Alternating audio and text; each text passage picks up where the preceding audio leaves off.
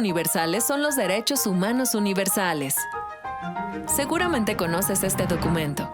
Es la Declaración Universal de los Derechos Humanos, formulada por un comité encabezado por Eleanor Roosevelt y adoptada por la Asamblea de las Naciones Unidas en 1948.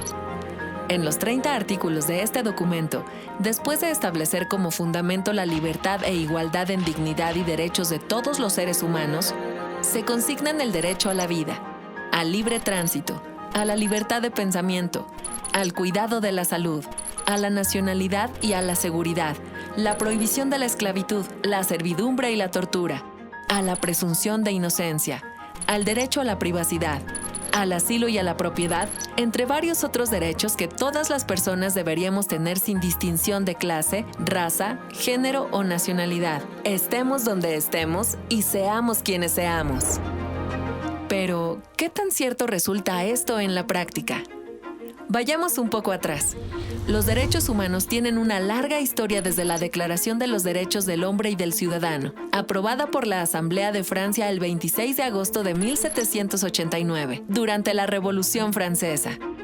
Desde aquella primera declaración, múltiples iniciativas han tratado de consignar derechos universales, así como derechos de poblaciones y comunidades específicas, creando así un panorama diverso de lo que son y deberían de ser los derechos humanos.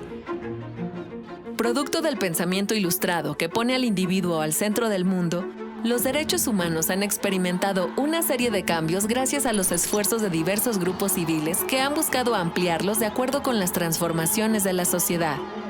La revolución tecnológica y el cambio climático, por ejemplo, son dos situaciones que han requerido repensar los derechos humanos para adaptarse a los tiempos actuales. De esta forma, recientemente se han propuesto nuevos derechos, como el derecho al Internet o el derecho a vivir en un ambiente saludable y sostenible. Muchos de ellos están establecidos en tratados internacionales o en declaraciones de la Organización de las Naciones Unidas.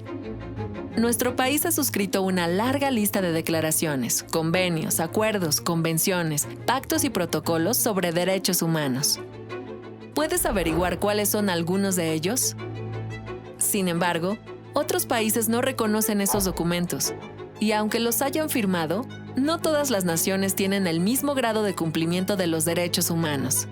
Si bien los organismos de las Naciones Unidas tienen la facultad de monitorear e investigar las violaciones a estos derechos, sus resoluciones no son vinculantes, es decir, no pueden obligar a ningún Estado a aceptar que cometió una violación y respetar en adelante esos derechos.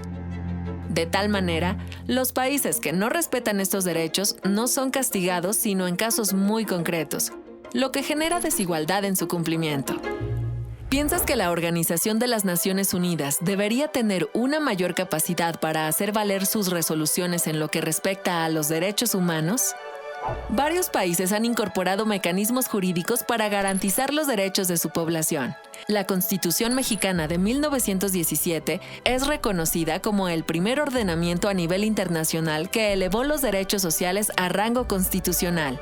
Son históricas las aportaciones del artículo 3 de la Constitución, que reconoce el derecho a la educación, el artículo 27 que regula la propiedad social y el artículo 123 que consagra los derechos laborales. En aquel momento, estos derechos se reconocieron con el nombre de garantías individuales. Esto cambió con la reforma constitucional de 2011, en la que se cambió la denominación a derechos humanos. ¿Podrías relacionar los derechos humanos que aparecen en la Declaración Universal con los que se reconocen en nuestra Constitución? Desde 1990, se agregó al orden jurídico mexicano la Comisión Nacional de los Derechos Humanos, CNDH, un organismo constitucional autónomo, es decir, que no depende de ninguno de los tres poderes federales o de algún otro nivel de gobierno. Sin embargo, la Comisión, igual que los organismos de las Naciones Unidas, no puede obligar jurídicamente a los niveles de gobierno a responderle. ¿Crees que esta sea la mejor manera de organizarse o consideras que la Comisión debería tener más facultades? La conceptualización de los derechos humanos representó un paso muy importante hacia la construcción de una sociedad más igualitaria.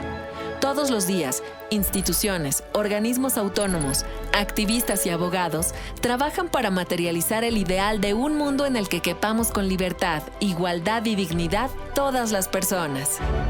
Si quieres saber más,